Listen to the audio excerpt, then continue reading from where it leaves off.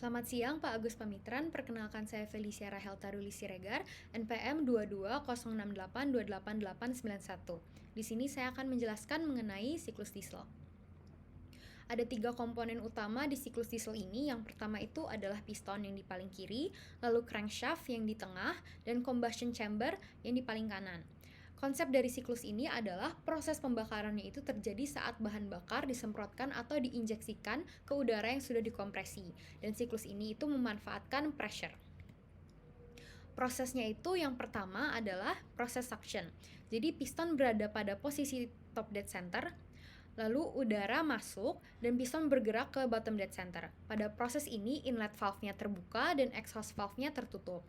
Selanjutnya adalah proses compression. Jadi udaranya dikompresi. Piston bergerak dari bottom dead center ke top dead center sehingga pressure dan temperatur naik, lalu bahan bakar diinjeksikan pada tekanan yang tinggi.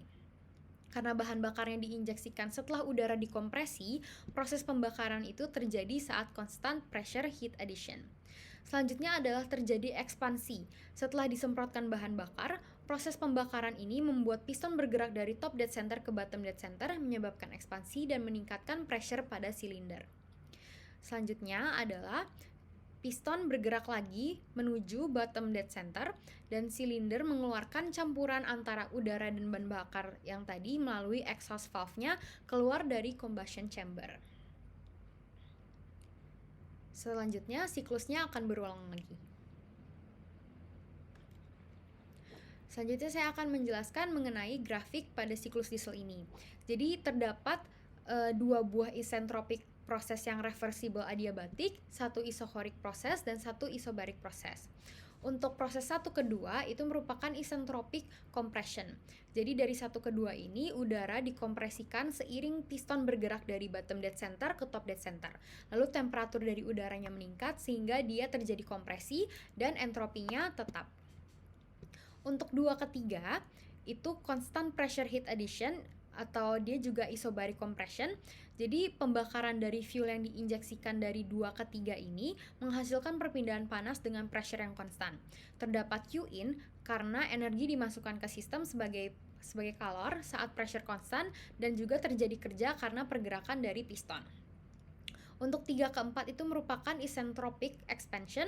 Jadi piston bergerak dari 3 ke 4 pada bottom dead center, udaranya terekspansi dari 3 ke 4 dan memberi gaya pada piston sehingga internal energinya hilang sebanding dengan kerja yang dilakukan oleh piston. Entropinya di sini adalah konstan. Lalu selanjutnya adalah titik 4 ke 1 yang merupakan constant volume heat rejection. Jadi titik 4 ke 1 ini juga merupakan isochoric expansion. Jadi kalor dilepas ke sistem saat proses 4 ke 1, saat si piston berada di bottom dead center dan saat volumenya konstan. Pressure dari udaranya berkurang pada poin 3 dan exhaust valve-nya terbuka dan terjadi ekspansi. Mixture fuel dan udara dikeluarkan dan piston bergerak dari bottom dead center ke top dead center lagi dan prosesnya akan berulang lagi. Selanjutnya adalah diesel cycle ini juga disebut dengan compression ignition engine. Jadi udara itu dikompresikan, lalu temperaturnya meningkat sampai di atas temperatur auto ignition bahan bakarnya. Auto ignition itu adalah saat dimana suatu zat itu terbakar dengan sendirinya tanpa diberikan kalor. Lalu pembakaran terjadi ketika fuel diinjeksikan ke udara yang sudah dikompresikan. Di siklus ini yang dikompresikan itu hanya udaranya saja, berbeda dengan Otto cycle, sehingga meminimalisir terjadinya auto ignition, sehingga siklus ini bisa beroperasi pada compression ratio yang lebih tinggi di antara 12 dan 24. Keuntungannya adalah bahan bakar yang dapat digunakan untuk siklus diesel ini cenderung lebih murah dibandingkan Otto cycle, beroperasi pada compression ratio yang lebih tinggi sehingga lebih efisien, dan pembakarannya itu terjadi dengan lebih sempurna, efisiensi thermal sekitar 35-40%, dan biasanya diesel cycle ini digunakan dalam sistem yang membutuhkan power yang besar, misalnya seperti lokomotif engine seperti yang di paling kiri untuk kereta, lalu emergency power generation units, lalu untuk kapal-kapal yang besar, dan heavy trucks. Selanjutnya adalah penurunan rumus dari efisiensi thermal siklus diesel. Saya akan menjelaskan mengenai persamaan penurunan siklus diesel. Yang pertama itu kita mengetahui bahwa hubungan antara DU, DH, dan T itu untuk penurunan persamaan entropi, DH itu sama dengan CP dt untuk gas ideal. Dan berdasarkan equation gas ideal juga PV itu sama dengan RT, sehingga nanti bisa kita modifikasi menjadi V per T sama dengan R per P. Lalu kita punya juga cut off ratio. Jadi kita di cut off ratio ini menyatakan berapa banyak volume yang berubah saat constant pressure addition, dan ini cut off ratio ini sama dengan V3 per V2. Selanjutnya kita juga mengetahui bahwa TDS sama dengan DU plus PDV, dan H itu sama dengan U plus PV. Lalu si H ini kita turunkan menjadi DH sama dengan DU plus PV plus VDP. Lalu kita pindah ruaskan menjadi DU plus PDV sama dengan DH min VDP.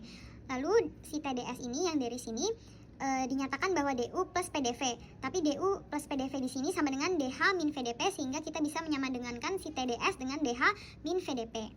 Lalu kita pindah ruaskan si T, jadi DS sama dengan DH per T min VDP per T. Selanjutnya kita mengetahui tadi bahwa DH itu sama dengan CPDT, sehingga DS sama dengan CPDT per T min R per P dP. Selanjutnya kita integralkan karena CP dan R ini merupakan konstanta, sehingga bisa kita keluarkan, sehingga hasil pengintegralannya adalah S2 min S1 sama dengan CP average dan T2 per T1 min R P2 per P1. Lalu kita menggunakan asumsi konstan specific heat di mana entropinya itu konstan, sehingga S2 min S1 itu sama dengan 0. Lalu 0 sama dengan CP average dan T2 per T1 min R ln P2 per P1. Lalu kita pindah ruaskan si CP average ln T2 per T1 menjadi di ruas kiri, sehingga kita mendapatkan persamaan ini. Selanjutnya adalah CP average-nya kita bagi ke ruas kanan. Lalu kita mendapatkan ln T2 per T1 sama dengan R per CP average ln P2 per P1. Lalu ln-nya kita coret. Berdasarkan properti dari ln, kita bisa memangkatkan si R per CP average ini. Lalu kita mengetahui bahwa R itu merupakan CP min CV, sehingga kita ganti R menjadi CP min CV, sehingga kita mendapatkan T2 per T1 sama dengan P2 per P1 pangkat CP per CP dikurang CV per CP. Dan kita mengetahui bahwa K itu sama dengan CP per CV. Jadi karena dia di sini CV per CP, jadi kita bisa memutarnya menjadi 1 per K. Sehingga persamaannya adalah T2 per T1 sama dengan P2 per P1 pangkat 1 min K. Lalu kita ubah bentuknya menjadi T2 per T1 sama dengan P2 per P1 dipangkat K min 1 per K. Dan kita mengetahui bahwa T2 per T1 itu sama saja dengan V1 per V2 dipangkat K min 1. Lalu karena ini sama-sama K min 1, kita bisa coret, dan K yang di sini kita pindah ruaskan menjadi V1 per V2 pangkat K sama dengan P2 per P1. Lalu kita modifikasi bentuknya, kita kali silang menjadi P1 V1K sama dengan P2 V2 pangkat K. Lalu kita modifikasi lagi bentuknya menjadi P1 per V2 pangkat K sama dengan P2 per V1 pangkat K. P1 per V2 pangkat K ini sama saja dengan P4 per V3 pangkat K, sehingga kita bisa menyamadengankan P2 per V1 pangkat K sama dengan P4 per V3 pangkat K. Selanjutnya kita pindah ruaskan dan kita modifikasi bentuknya sehingga mendapatkan P4 per P1 sama dengan V3 per V2 pangkat K. Lalu P merupakan T kali V, sehingga kita bisa mengubahnya menjadi T4 per T1 dikali V1 per V4 sama dengan V3 per V2 pangkat K. Lalu V1 dan V4 ini konstan, bisa kita lihat di grafiknya, sehingga kita bisa mencoretnya. Lalu berarti T4 per T1 sama dengan V3 per V2 pangkat K.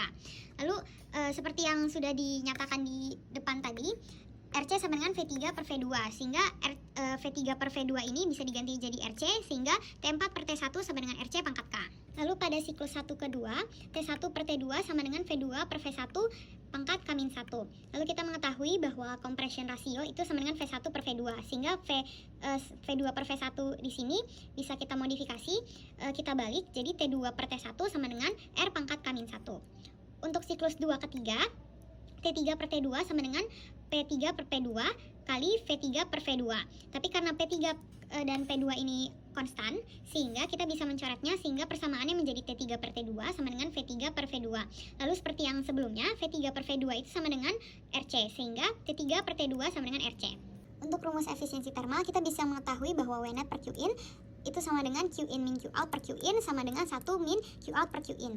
Lalu bisa kita lihat di sini bahwa Q in itu berada di titik 2 ke 3 dan Q out itu berada di titik 4 ke 1. Dan di sini juga ada work out dari 2 ke 3. Sehingga rumusnya adalah Q in min work out sama dengan U3 min U2. Q in ini sama dengan work out PV3 min PV2 plus U3 min U2. Selanjutnya kita keluarkan P-nya menjadi P dikali V3 min V2 ditambah U3 min U2. Lalu kita mengetahui PV plus U sama dengan H. Sehingga PV plus U ini bisa kita menggantikannya dengan H3 min H2. Jadi Qin-nya adalah H3 min H2 dan bisa kita modifikasi menjadi CP T3 min T2. Selanjutnya untuk titik 4 ke 1 atau di Q out, kita mengetahui bahwa volumenya konstan. Dan berarti rumus Q out ini U4 dikurang U1. Dan kita mengetahui tadi bahwa PV plus U itu sama dengan H. Karena tadi kita tahu volumenya konstan, berarti V ini sama dengan 0. Jadi P kali 0 sama dengan 0. Jadi tinggal U sama dengan H. Jadi Q out-nya merupakan CV T4 dikurang CV T1. CV-nya kita keluarkan menjadi CV T4 min T1.